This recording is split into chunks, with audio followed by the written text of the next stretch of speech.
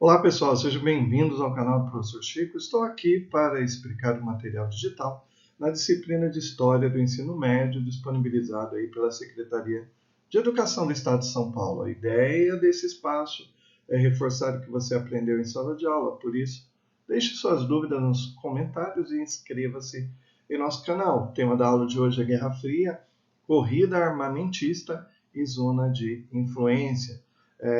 Segunda série, aula 4, quarto bimestre de História, etapa ensino médio. Vem comigo. O conteúdo dessa aula é sobre a Guerra Fria, a OTAN, Pacto de Varsóvia, corrida armamentista, zonas de influência dos blocos antagônicos e desdobramentos disso. Tá? Então, a Guerra Fria foi um conflito entre Estados Unidos e a União Soviética, que durou aí entre 1947 a 1991. Esses países não tiveram uma guerra direta, mas competiram aí em ideias, né, questões militares e economia. O mundo, durante a Guerra Fria, ficou dividido aí de um lado capitalista e do outro socialista. Não houve uma guerra completa, mas ambos os lados influenciaram muito os outros países, o mundo, né? E aumentaram aí a quantidade de armamentos. A Guerra Fria ela terminou quando a União Soviética se dissolveu em 1991. É sobre isso que a gente vai falar então, desse conflito do pós-Segunda Guerra Mundial, chamado Guerra Fria. Vamos lá? Para começar, né, você conhece o relógio do juízo final? Então, o relógio do juízo final é um símbolo, né, que mostra o quanto estamos perto de grandes problemas globais, como guerras nucleares. Ele foi criado aí em 1947 e é ajustado de vez em quando aí por especialistas. Se o ponteiro estiver perto da meia-noite, significa que estamos mais próximos de enfrentar aí sérios problemas atômicos. Não é uma medição exata, mas um jeito aí de simbolizar o risco atômico global que enfrentamos aí para o fim do mundo. Por isso é chamado o relógio do juízo final. Você concorda com os cientistas? Em quais outros momentos históricos você acha que a humanidade esteve mais próxima de se autodestruir? Então, em cima dessa reflexão, né, desse relógio do juízo final, você vai tentar ver aí, tentar, junto com o seu professor, que outros momentos históricos você acha que a humanidade esteve aí mais próximas de se autodestruir, né? Hoje aí com as mudanças climáticas, então a questão não é só atômica, né? O clima também está dizendo muito aí. Aqui, para começar, né, continua falando sobre o relógio do juízo final. Então, quando o relógio do juízo final foi criado em 47, depois da Segunda Guerra Mundial, faltavam 7 minutos para meia-noite. O relógio chegou a ficar 17 minutos para o horário do Apocalipse, depois do fim da Guerra Fria, em 1991. Isso porque havia uma provocação muito grande entre os países ali, e se houvesse uma guerra atômica, o mundo provavelmente entraria no apocalipse, né? Entraria numa destruição total.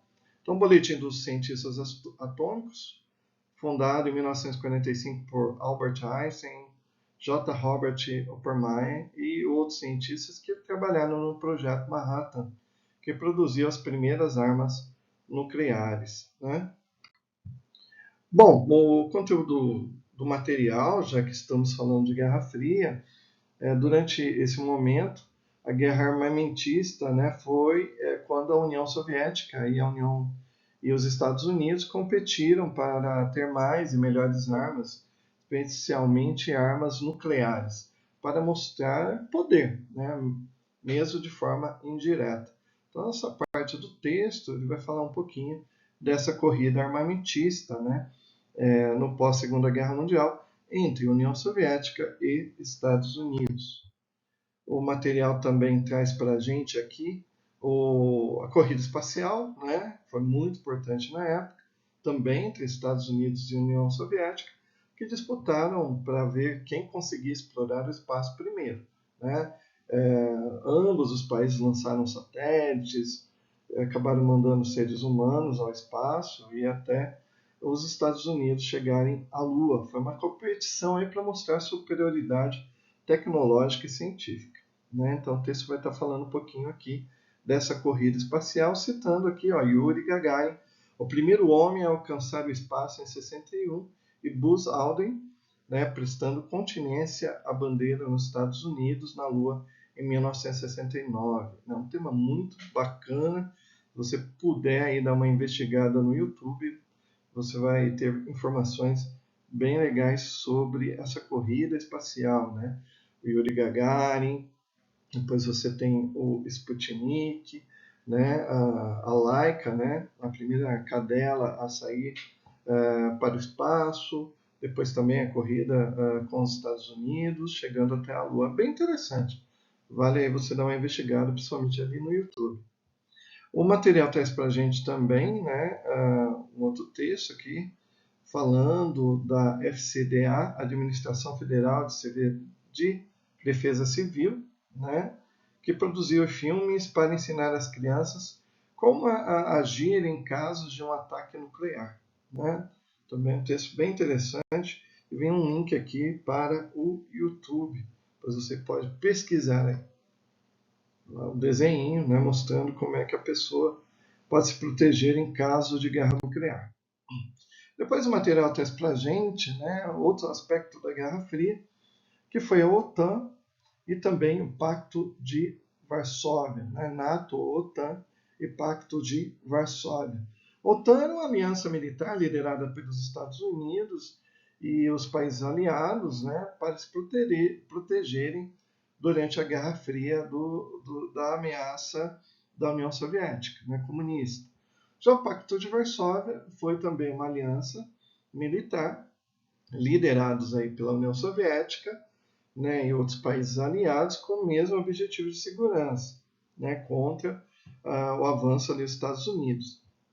Ambas eram grupos de países que se uniram por questões de defesa mútua. Né? Então, a OTAN ligado aos Estados Unidos e países parceiros, e o Pacto de Varsóvia, também uma aliança militar aí, liderados pela União Soviética. Então, esse texto aqui vai estar falando sobre isso, né? Quais os países aí que formaram esses grupos. Né?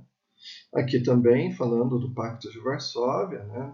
Conferência no Palácio do Conselho de Ministros em Varsóvia, 1955, ok? Depois o material traz para a gente uma reflexão, né, com base nas fontes, como as superpotências, Estados Unidos e União Soviética, utilizaram o medo e a ameaça nuclear para justificar seus interesses na corrida armamentista, na expansão de suas alianças. Explique, né? Durante a Guerra Fria, Estados Unidos e União Soviética usaram muito o medo e a ameaça nuclear para justificar suas ações. Né? Ambos os lados construíram muitos armamentos nucleares para um intimidar o outro. Eles argumentavam que isso era necessário para se protegerem e para usarem o medo como uma forma de expandir suas alianças. Né? Ao mostrar o poder nuclear, buscavam atrair aliados para o seu lado nessa corrida armamentista e consolidar sua influência global. O medo da destruição nuclear era uma ferramenta para promover seus próprios interesses geopolíticos. Né? E o próximo slide vai trazer para a gente, né, um texto do Hobbes, de 1995, A Era dos Extremos, e esse texto aqui ele vai falar um pouquinho, né, da Guerra Fria, as gerações que viveram aí sobre constante ameaça de uma guerra nuclear. Embora a possibilidade real do conflito fosse iminentemente mínima, né, uma guerra nuclear poria fim à vida no planeta. Apesar dessa retórica apocalíptica, a superpotência, Estados Unidos e União Soviética, aceitaram a distribuição de poder estabelecida no final da Segunda Guerra Mundial, evitando-se uma guerra mundial direta, né, mano a mano, soldado a soldado. Tá? A fonte 2 vai destacar aí como a economia de guerra sustenta aí muitos empregos relacionados às armas nucleares, ao planejamento de guerras e à manutenção do sistema do terror nuclear, né? Isso inclui burocratas, cientistas, engenheiros, fornecedores intelectuais que se beneficiam economicamente do complexo militar industrial. Então, fonte 2 vai estar falando um pouquinho da economia de guerra. Tá? O material traz para a gente aqui a correção, né, desse material. E depois o foco no conteúdo, desdobramentos da Guerra Fria. Então aqui vai estar até citando aqui o 007, o espião lá, o James Bond, né? Filmes aí que foram bem campeões de bilheteria durante a Guerra Fria, né? Que com a divisão do mundo em bloco capitalista e comunista, gerou aí conflitos constantes. A ameaça de expansão de um bloco resultava em resposta armada do outro. Então havia muitas espionagens, né? Alimentadas ali pela CIA, pela KGB soviética, né? Que usavam espiões para perseguir opositores, obter segredos e influenciar a política de outros países, né? Aqui também, né, o foco no conteúdo traz aí a União Soviética, que dominava aí países da Europa Central, incluindo aí a Alemanha Oriental, Polônia, Hungria, Tchecoslováquia, Romênia, Bulgária, entre outros. Em 1956, as tropas soviéticas reprimiram uma revolta na Hungria que buscava independência do domínio soviético e a retirada do Pacto de Varsóvia. E aí a União Soviética retaliou, né? Então o texto vai estar falando um pouquinho disso daqui, né? Revolta Húngara de 1956. Foco de conteúdo também traz aqui um texto falando do Muro de Berlim, né? Que foi um muro, foi uma barreira física construída aí em 1961 pelo governo da Alemanha Oriental, né? Para separar Berlim Ocidental, que era ali controlada pelos aliados, né? Também Estados Unidos, a França, Inglaterra, para dividir da parte oriental controlada pelos soviéticos. Esse o muro, né, acaba simbolizando a divisão entre o bloco comunista e o bloco capitalista durante a Guerra Fria. O muro foi derrubado em 1989, marcando o fim da Guerra Fria e a reunificação da Alemanha. É um texto também, um tema bem importante aí para você estudar, né? Como é que se deu o surgimento do Muro de Berlim, como é que ele foi, como é que esse muro caiu lá com o fim da União Soviética, né, lá em 1989. Vale a pena você aprofundar nesse tema aí. Aqui, né, também algumas fotos mostrando aí as zonas de ocupação aliadas na Alemanha em Berlim, né, e o Muro de Berlim, construído pela Alemanha Oriental para separar a Berlim Ocidental, não comunista, da Berlim Oriental, que era comunista, né? Então o texto aí traz um pouco sobre isso. Aqui, esse slide vai falar um pouquinho da era do Mao Tse Tung, né? Criando aí a República Popular da China. Então, a influência soviética na Ásia incluía países como a Coreia do Norte, Vietnã do Norte, Mongólia, né? E em 49 a China se tornou comunista, surpreendendo aí a todos, né? Principalmente os Estados Unidos, que haviam apoiado aí o Chiang Kai-shek, né? O governo derrotado acabou fugindo para Taiwan, enquanto Mao Tse-tung fundava ali a República Popular da China e se aliava à União Soviética em 1950. O envolvimento da China no bloco soviético acabou preocupando os Estados Unidos quanto à expansão comunista na Ásia, né? Depois o material traz para a gente também, falando um pouquinho da Guerra de Coreia e da Guerra do Vietnã, que são chamadas guerras quentes, né? Já que a União Soviética e Estados Unidos não podiam tratar diretamente, mano a mano, né? Poderia ter aí um fim do mundo aí, então essas duas superpotências acabaram patrocinando outras guerras, né? Chamadas guerras quentes. A Guerra da Coreia, que ocorreu, né? Quando a Coreia do Norte, apoiada pela União Soviética e China, invadiu a Coreia do Sul, apoiada pelos Estados Unidos, né? E terminou em um armistício dividindo aí a Península Coreana entre Coreia do Norte e Coreia do Sul, né? A Guerra do Vietnã também foi outro conflito entre o Vietnã do Norte, que era comunista, e o Vietnã do Sul, não comunista, apoiado pelos Estados Unidos, né? Os Estados Unidos entraram para evitar uma expansão comunista na região, mas a guerra acabou sendo impopular, resultou aí na reunificação do Vietnã sob controle comunista em 1975. Né? Então, tanto a Guerra do Vietnã quanto a Guerra da Coreia, eles entram aí no contexto das guerras quentes. Ok? Vamos lá. Aí o outro slide traz para a gente aqui uma pergunta. De que forma a Guerra da Coreia pode ser considerada paradigma dos conflitos da Guerra Fria que ocorreram em outras partes do mundo? Agora que a palavra, né, paradigma, é um exemplo que serve como modelo, padrão. Né? Então, de que forma a Guerra da Coreia pode ser considerada paradigma dos conflitos da Guerra Fria que ocorreram em outras partes do mundo?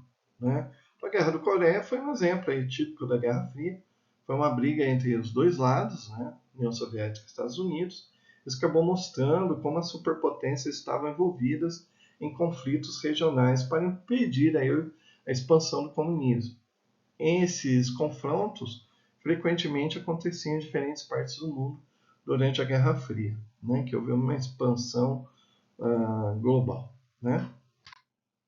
Aí depois o material traz para a gente aqui o texto 1, que vai falar também da Guerra da Coreia. Né? Os Estados Unidos acabam intervindo para ajudar o Sul contra o Norte comunista, tornando a guerra um conflito indireto entre as superpotências. Isso serviu de desculpa para aumentar o gasto militar dos Estados Unidos e conter o comunismo na região.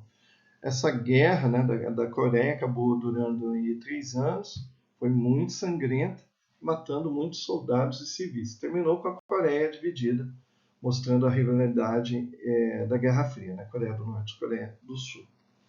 Depois o material traz uma correção, novamente correção aqui, e traz algumas indagações, né, que você vai fazer com o seu professor em sala de aula. Por que a Rússia, né, trazendo aí para o olhar mais recente, história mais recente, por que a Rússia invadiu a Ucrânia? Qual é a origem do conflito? E suas relações com a Revolução Laranja? Aqui vai trazer algumas questões, aí você pode aprofundar com o professor em sala de aula.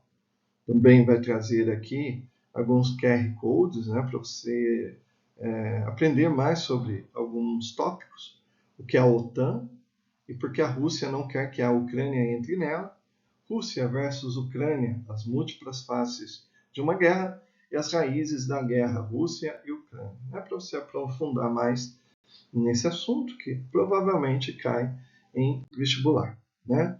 O material traz para a gente aqui uma questão do Enem, tá? Qual é o papel da OTAN, né? Tal. Eu vou ler aqui, acho que é legal, né? O papel da Organização do Tratado do Atlântico Norte, OTAN, alterou-se desde sua origem em 1949. A OTAN é uma aliança militar que se funda sobre um tratado de segurança coletiva, o qual, por sua vez, indica a criação de uma organização internacional com o objetivo de manter a democracia, a paz e a segurança dos seus integrantes. No começo dos anos 90, em função dos conflitos nos Balcãs, a OTAN declarou que a instabilidade na Europa Central afetava diretamente a segurança dos seus membros. Foi então iniciada a primeira operação militar fora do território dos países membros. Desde então, ela expandiu sua área de interesse para a África, Oriente Médio e Ásia. Né? Aqui o texto, atuação da OTAN no pós-Guerra Fria. E aí traz a pergunta. Os objetivos dessa organização, a OTAN, nos diferentes períodos descritos são, respectivamente, né? Tem para você olhar, ok? E a resposta correta seria conter a expansão socialista, realizar ataques preventivos. Maravilha. E finalizando aqui nossa aula de hoje, o que aprendemos, né?